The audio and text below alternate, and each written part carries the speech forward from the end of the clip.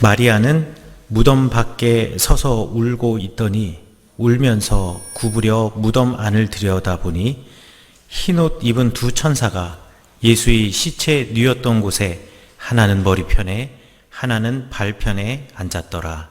아멘. 오늘은 부활절입니다. 기독교의 절기들 가운데에서 가장 즐겁고 중요한 절기라고 말할 수 있습니다. 부활절이 주는 많은 메시지들이 있습니다. 여러분들 벌써 신앙생활의 연수가 오래되신 분들은 매년마다 부활절 설교를 들으셨다 손 치더라면 10번 이상, 30번 이상, 아니 60번에 70번 이상 부활절에 같은 메시지를 들으셨을 것입니다. 그 중에서 가장 뛰어난 부활절에 대한 메시지, 그리고 부활절에 대한 설명은 세상에 아무리 대단한 설교자들이 설교를 할지라도 고린도전서 15장보다 더 명확할 수는 없습니다. 부활은 복음입니다. 고린도전서 15장 1절부터 10절까지에서 바울 선생님이 말씀하셨듯이 예수님의 부활은 그것이 곧 복음입니다. 고린도전서 15장 1절부터 10절 조금 더 이해하기 쉽게 하려고 세번역 성경으로 읽어보겠습니다. 형제자매 여러분, 내가 여러분에게 전한 복음을 일깨워 드립니다. 여러분은 그 복음을 전해 받았으며 또한 그 안에 서 있습니다. 내가 여러분에게 복음으로 전해드린 말씀을 헛되이 믿지 않고 그것을 굳게 잡고 있으면 그 복음을 통하여 여러분도 구원을 얻을 것입니다. 나도 전해받은 중요한 것을 여러분에게 전해드렸습니다. 그것은 곧 그리스도께서 성경대로 우리 죄를 위하여 죽으셨다라는 것과 무덤에 묻히셨다라는 것과 성경대로 사흘날에 살아나셨다라는 것과 게바에게 나타나시고 다음에 12제자에게 나타나셨다고 하는 것입니다. 그 후에 그리스도께서는 한 번에 500명이 넘는 형제 자매들에게 나타나셨는데 그 가운데 덜어는 세상을 떠났지만 대다수는 지금도 살아 있습니다. 다음에 야고보에게 나타나시고 그 다음에 모든 사도들에게 나타나셨습니다. 그런데 맨 나중에 다리 차지 못하여 난 자와 같은 나에게도 나타나셨습니다. 나는 사도들 가운데에서 가장 작은 사도입니다. 나는 사도라고 불릴 만한 자격도 없습니다. 그것은 내가 하나님의 교회를 박해했기 때문입니다. 그러나 나는 하나님의 은혜로 오늘의 내가 되었습니다. 나에게 베풀어 주신 하나님의 은혜는 헛되지 않았습니다. 나는 사도들 가운데 어느 누구보다도 더 열심히 일하였습니다. 그러나 이렇게 한 것은 내가 아니라 나와 함께 하신 하나님의 은혜입니다. 아멘. 바울 선생님의 이 복음의 말씀은 이렇게 요약해 볼 수가 있습니다. 그리스도께서 성경대로 우리 죄를 위하여서 죽으셨다라는 것이 복음입니다. 무덤에 묻히셨다라는 것이 복음입니다. 성경대로 사흘날에 살아나셨다라는 것이 복음입니다. 그 부활하신 주님께서 게바와 12제자 그리고 대다수는 살아있는 그 500명이 넘는 형제 자매들, 야고보 모든 사도들에게 나타나신 실제적인 부활이었다라는 것이 복음입니다. 부활하신 주님과 만남이라는 하나님의 은혜로 자격 없는 바울 선생님, 그러니까 내가 오늘의 내가 되었다라는 것, 하나님의 은혜로 기독교인들을 핍박하고 주님을 몰랐던 내가, 바울 선생님이 주님을 만났다라는 것이 복음입니다. 결국 성경에서 말하는 복음은 부활에 대한 증언입니다. 바울 선생님의 이 성경만으로도, 성경 구절만으로도 주님의 부활에 대해서는 너무나 잘 설명되어 있기 때문에 제가 더 이상 설명을 할 필요가 없고 어떤 설교보다도 뛰어난 설교를 이미 여러분들이 들으셨기 때문에 더 이상의 설교가 필요 없을 정도입니다. 그렇지만 부활에 대한 수많은 증언들이 있고 그 부활을 통해서 우리에게 주시는 마태복음의 말씀과 마가복음의 말씀과 누가복음의 말씀과 요한복음의 말씀이 서로 강조하고자 하는 부분이 조금씩 다르기 때문에 오늘은 그 수많은 부활 메시지 중에서 요한복음이 증언하는 부활의 메시지, 그곳이 어느 곳이든 거룩한 곳으로 바꾸시는 주님의 부활, 그 주님의 부활에 대해서 말씀드리려고 합니다. 오늘 설교의 말씀의 이해를 돕기 위해서 이스라엘의 무덤의 양식과 그리고 에도의 풍습을 잠시 설명해 드리도록 하겠습니다. 이스라엘의 무덤은 동굴 무덤입니다.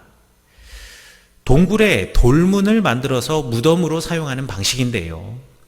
두 가지의 방식이 있습니다. 하나는 미닫이 문으로 돌문을 만드는 방식이 있고요. 또 하나는 여러분들이 지금 사진에 보시는 것처럼 돌문을 굴려서 동굴의 입구를 막는 방식이 있습니다.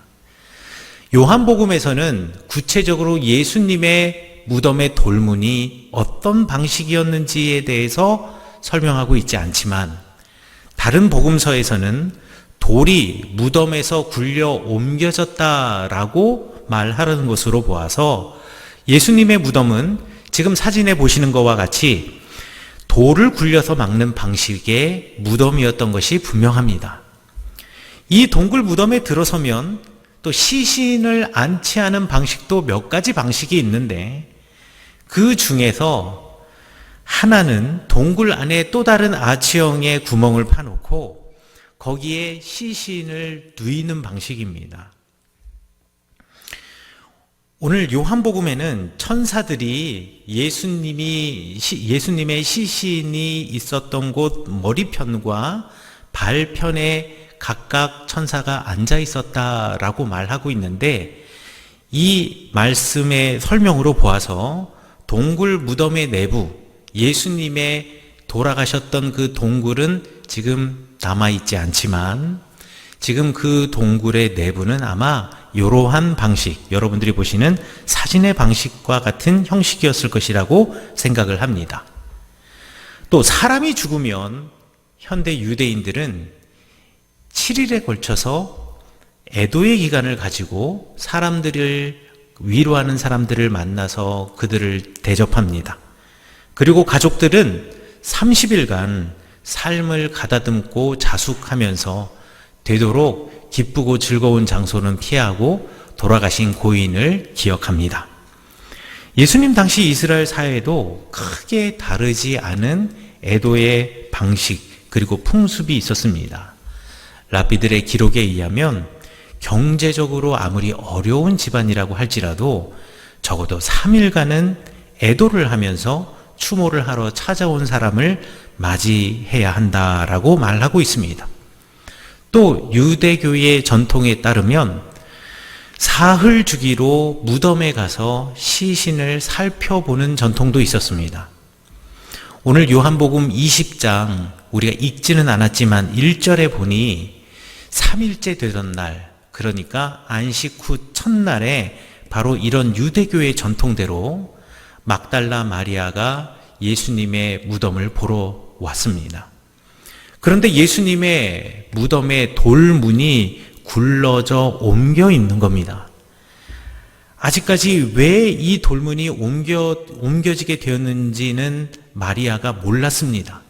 그래서 무덤 밖에서 울고만 있었습니다. 그러다가 무덤 안을 슬며시 들여다보니 흰옷을 입은 천사 둘이 있었는데요. 성경 말씀대로 하나는 예수님이 누우셨던 머리 쪽에, 또 다른 하나는 예수님이 누우셨던 발편에 앉아 있었다라고 말합니다.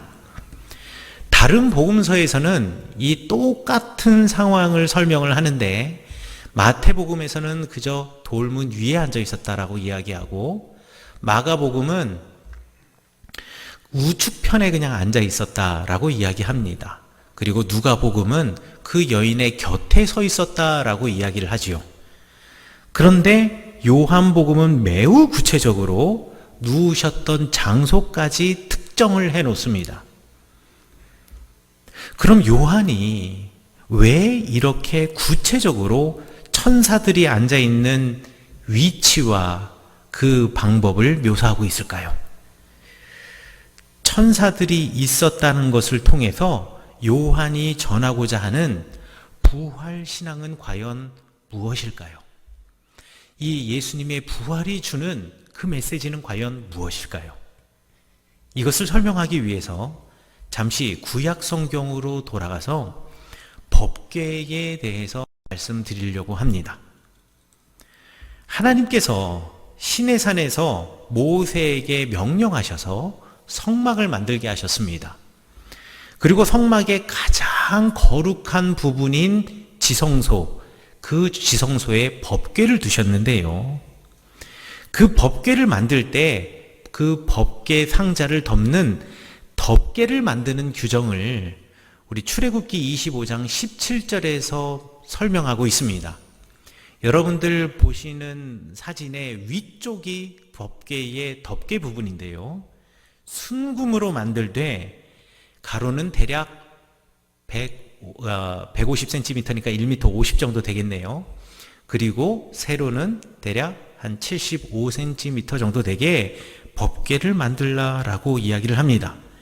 그리고 법궤의 양쪽 끝에는 여러분들 보시는 것처럼 그룹이라고 불려지는 이 천사를 두게 하였고요. 천사의 날개가 그 법궤의 덮개를 완전히 뒤덮어 버리도록 만들라고 말씀하셨습니다. 그럼 성경에서 이 법궤의 덮개가 어떤 역할을 하는 걸까요? 첫 번째로는 두 가지가 있는데, 첫 번째로는 법궤의 덮개 그 자체가 가지고 있는 의미가 있고요. 둘째로는 법궤의 덮개가 하나님께 예배를 드릴 때 어떤 역할을 하는지에 따른 의미가 있습니다. 이 두 개의 의미를 하나씩 제가 설명해 드리도록 하겠습니다. 첫 번째는 법궤의 덮개는 말이죠, 하나님의 임재를 상징하는 것입니다. 하나님이 그곳에 계심을 상징하는 거였어요. 성막은 하나님의 임재가 있었던 시내산을 상징하는 겁니다. 그래서 성경을 연구하는 학자들은 이 성막을 작은 시내산이다, 시내산의 작은 모형이라고 부릅니다. 성막에 있는 기물들과 그리고 그 기물들의 쓰임새는요, 모두가 시내산에 임재하셔서 모세를 만나시고 또 아론과 그 아들들을 만나시고 그리고 이스라엘의 12지파의 대표를 만나실 때 그때의 모습을 그대로 표현하고 있습니다. 성막 중에서도요, 법궤가 있는 지성소는 하나님의 임재의 상징으로 가장 중요한 장소였습니다. 하나님의 입에서 율법이 나오듯이 법궤 안에는 하나님께서 주신 그 돌판에 기록된 율법이 보관되어 있었고요. 그 법궤 안에는 광야에서 하나님께서 주셨던 일용할 양식이었던 만나가 항아리에 담겨 있었습니다. 그리고 그 법궤의 덮개로 이렇게 닫아 놓았는데요. 이 법궤를 닫는 덮개가 왜 중요한지 레위기 16장 2절이 잘 설명하고 있습니다. 레위기 16장 2절에서는요, 하나님께서 구름 가운데 나타나시는데 구름 가운데에서 법궤 위에 나타나신다라고 말하고 있습니다. 우리말 성경에서는 속죄소 위에 나타나신다라고 번역이 되어 있는데, 사실 이 속죄소라고 하는 번역이 매우 불분명한 번역입니다. 속죄소가 무슨 뜻인지 아마 잘 모르실 거예요. 그리고 맨 끝에 소자라는 이 이름이 붙게 되니까 이게 또 뭐 성막 안에 또 다른 장소가 있는 건가 라고 착각할 수도 있겠습니다. 그런데 우리말 성경으로 속죄소라고 번역한 것은 사실 법궤의 덮개를 말하는 것입니다. 그러므로 법궤의 덮개는요, 하나님의 보좌, 그리고 하나님이 앉으시는 의자라고 사람들이 생각을 했고, 그 하나님이 앉으시는 보좌, 거룩한 의자의 상징이 바로 법궤의 덮개다라고 생각하시면 이 법궤의 덮개가 얼마나 중요한 것인지 여러분들이 아실 수가 있겠죠. 그 덮개 양옆에 있는 천사는 여러분들 상상해 보시면, 영화 같은 데 보시면 왕이 이렇게 앉아 있으면 왕 옆에 신하가 앉아 있어서 뭐 부채질도 해주고 또 옆에서 이렇게 잘 보필하지 않습니까? 그래서 하나님의 보좌 양옆에 마치 왕이신 하나님을 보필하듯 그 천사가 그곳에 만들어져 있다라고 여러분들 생각하시면 됩니다. 두 번째로 법궤의 덮개는요, 예배를 드릴 때 그 역할이 매우 중요합니다. 법궤의 덮개는 하나님께 예배할 때 성소의 부정함을 정결케 하고 하나님과 인간 사이의 관계를 회복시키는 속죄의 염소에 피를 뿌리는 장소입니다. 여러분들 레위기 10장에 보시면은요, 성막이 만들어지고 아론과 그 아들들이 하나님께 처음으로 제사를 드리는 이야기가 나와요.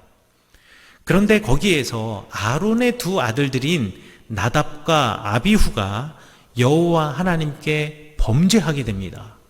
그래서 성막에서 분향하던 중에 그 자리에서 나답과 아비후가 죽게 돼요. 나답과 아비후 때문에 하나님의 임재의 장소였던 성막이 더럽혀졌습니다. 하나님께서는 정결치 않은 곳에 임하지 않으시는 분이셨습니다. 그래서 하나님과 이스라엘 백성과의 관계가 나답과 아비후의 죄 때문에 가로막히게 되었습니다. 하나님께서는 이것을 매우 안타깝게 생각하셨어요. 그래서 그때 하나님께서 임재의 상징이셨던 성막을 정결케 하고 새롭게 하면서 이스라엘 백성과의 관계를 다시 새롭게 하기 위해서 그 죄로 막혀졌던 하나님, 끊어졌던 하나님과의 관계를 다시 이어 붙이기 위해서 새로운 율법을 하나님께서 주셨습니다. 그 율법이 뭐냐면 레위기 16장에 나와 있는 속죄일의 법입니다. 그 속죄일에 어떻게 해야 한다라는 많은 법들의 이야기가 나오는데, 그 속죄일의 법 중에서 가장 정점에 있는 것, 가장 하이라이트는 무엇이냐?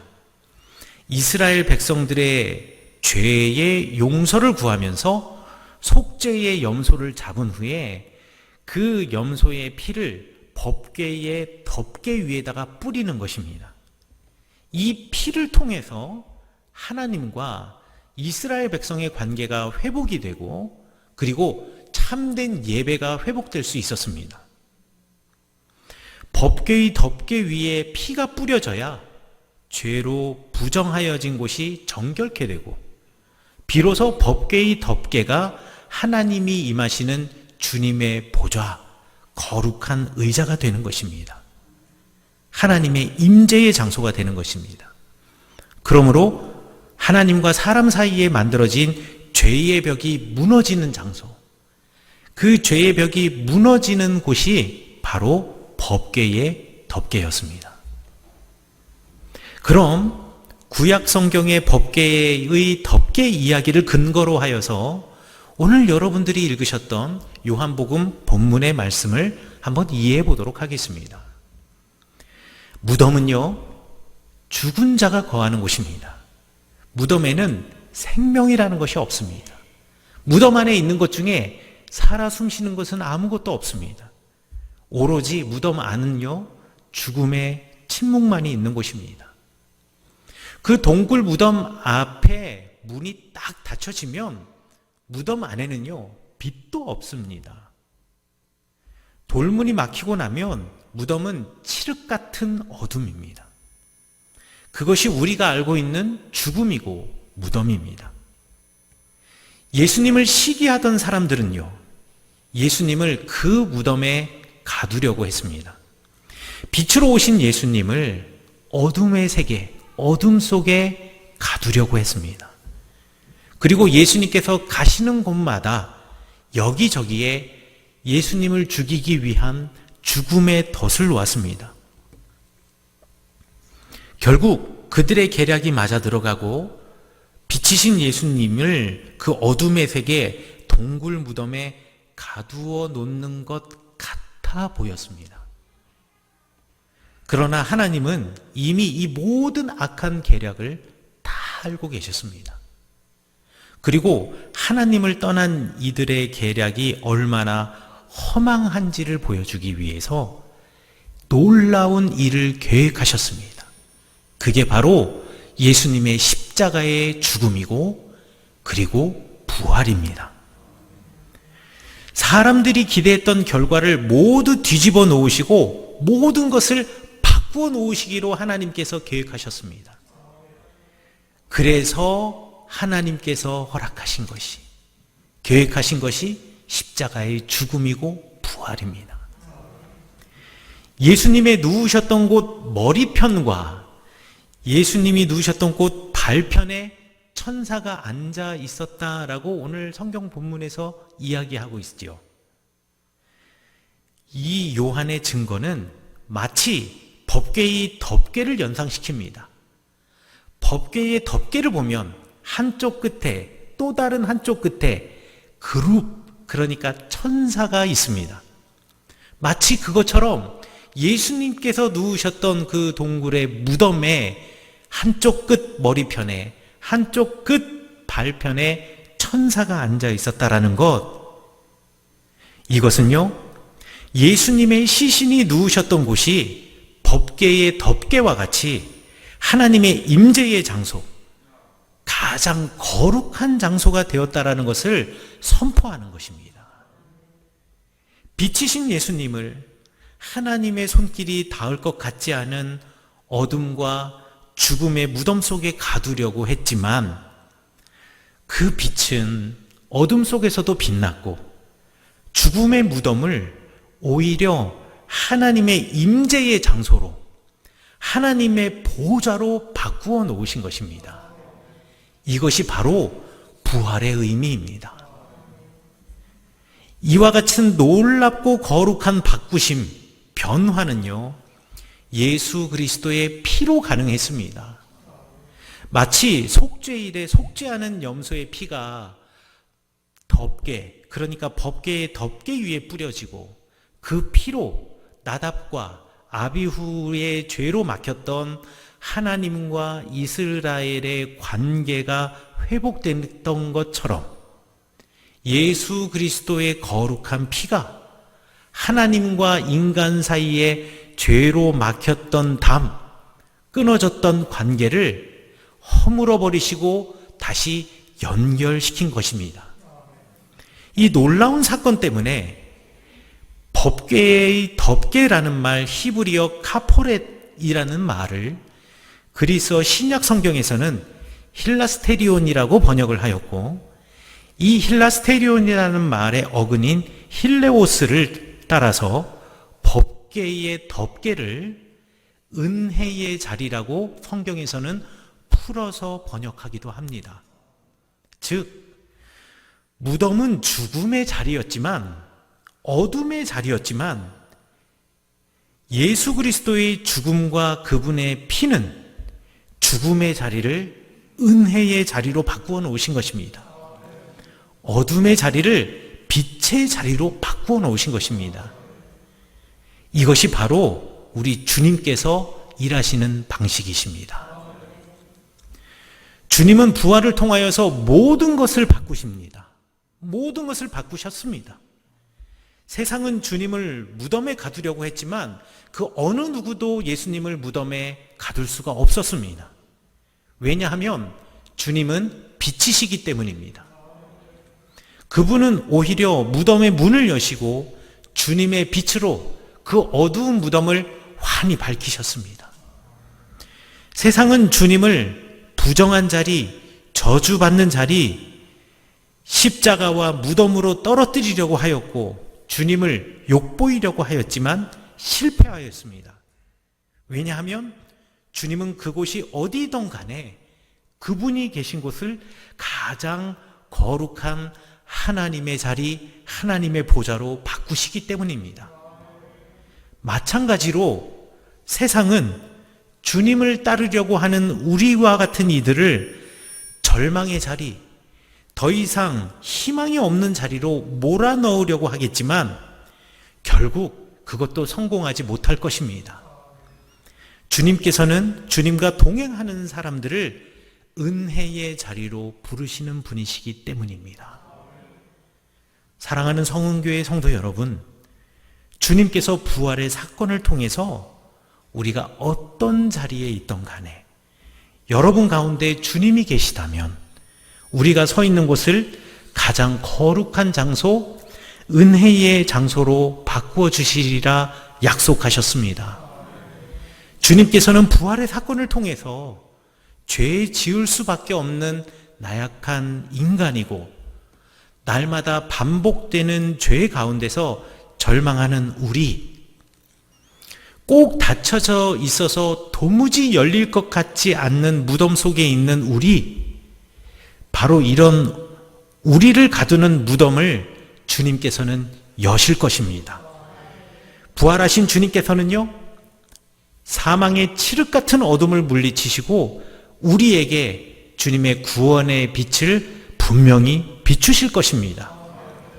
여러분들은 그것을 믿으시면 됩니다. 주님께서는요, 부활 사건을 통해서 그 피의 능력으로 우리와 하나님 사이에 막힌 담을 허무실 것입니다. 그리고 여러분을 자녀 삼으시고 여러분을 주님과 연결시켜서 놀라운 은혜를 베푸실 것입니다. 그리고 다시 여러분들을 시작하게 하실 것입니다. 여러분이 어느 곳에 있든지 어디에 있든지 분명히 주님께서는 그곳을 하나님의 나라로 바꾸실 것입니다. 여러분을 속박하는 모든 상황으로부터 여러분들을 자유롭게 하실 것입니다. 우리가 기대하지도 않았고 상상하지도 못했던 변화, 바뀌어짐을 여러분의 삶 속에서 경험하게 하실 것입니다. 그곳이 어디든지 부활의 주님과 동행하면 여러분의 모든 것이 바뀌어질 것입니다. 이것이 바로 주님이 일하시는 방식입니다. 이것이 바로 부활의 주님이 우리에게 보여주신 하나님의 마음입니다. 여러분, 여러분의 삶이 바뀌길 원하십니까? 여러분 주님과의 관계가 회복되기 원하십니까? 더욱 끈끈이 연결되기 원하십니까? 인생의 어두운 바닥으로부터 탈출하고 싶으십니까? 벗어나고 싶으십니까? 다시 시작하기 원하십니까? 부활의 주님을 만나시면 됩니다. 그리고 그분을 여러분의 삶의 자리에 모시면 됩니다. 그리고 우리 주님과 함께 부활하시면 됩니다. 바라기는 우리 모든 성은교회 성도님들께서 부활하신 주님과 동행하시길 간절히 축원합니다. 그리고 그분의 이끄심으로 여러분의 삶의 자리를 은혜의 자리, 빛의 자리로 만드시기를 간절히 축원합니다.